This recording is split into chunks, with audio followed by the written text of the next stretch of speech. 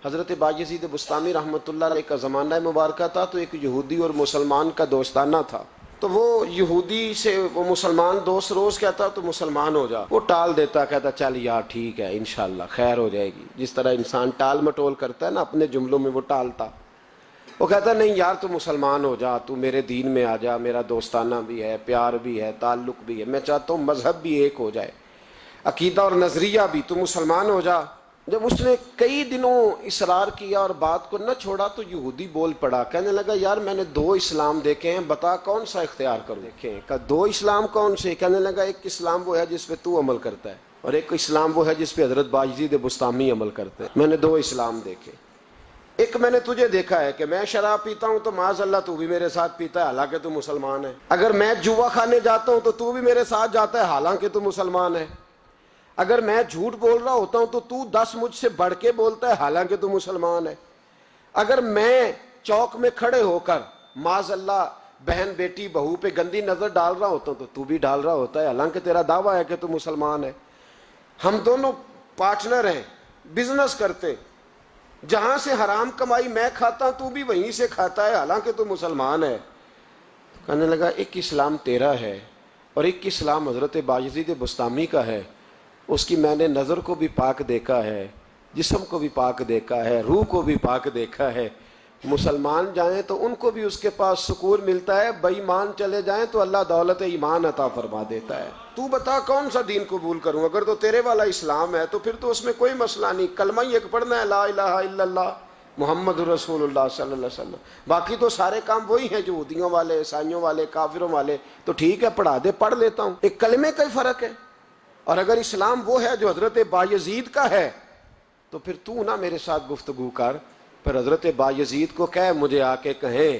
اس لیے کہ اگر اسلام وہ ہے جس کی حضرت بایزید جس پر عمل کرتے ہیں تو میں کل بھی کلمہ پڑھنے کو تیار ہوں، میں آج بھی کلمہ پڑھنے کو تیار. مسئلہ یہ بن گیا ہے کہ ہم بڑے تگڑے مسلمان ہیں، تگڑے، لیکن حال یہ ہے کہ رمضان میں جب سموسے بکتے ہیں نا، جو رمضان میں بھی سموسے بکتے ہیں، جس نے روزے رکھا ہوا ہے دکاندار نے، وہ بھی گندے تیل میں سموسے نکال رہا ہے، گندے تیل. رمضان المبارک میں بھی جو پکوڑے بیچ رہا ہے نا تو اس نے وہ والا بیسن خریدا ہے جو سب سے سستا ملتا ہے مسلمان. یہ نہیں سب اس کو کوئی بندہ کہہ دے تو مسلمان نہیں تو گریبان سے پکڑ لے گا، گرا لے گا. جو چوک میں کھڑا ہے نا، چوک میں بچیوں کے اسکول سے چھٹی ہوئی ہے، کالج سے چھٹی ہوئی ہے، تو جو چوک میں کھڑا ہے اگر آپ اسے بے ایمان کہیں گے تو وہ آپ کو لٹا کے ڈنڈوں سے مارے گا حالانکہ کھڑا چوک میں ہے، تاڑ رہا ہے مسلمانوں کی بہو بیٹی کو. پر آپ بات کریں وہ کہے گا سب سے بڑا مسلمان میں ہوں، تو کیا ہوتا ہے؟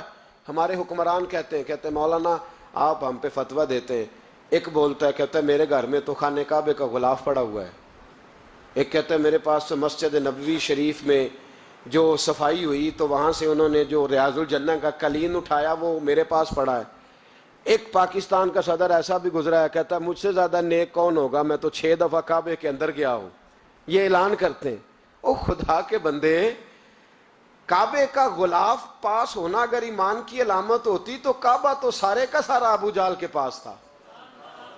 اگر مسجد نبوی کا قلین پاس ہونا علامت ایمان ہے تو عبداللہ بن ابی سلول جو منافقوں کا سردار تھا وہ تو 5 نمازیں نبی پاک کے پیچھے پڑھتا تھا، تو رہتا ہی ریاض الجنہ میں تھا.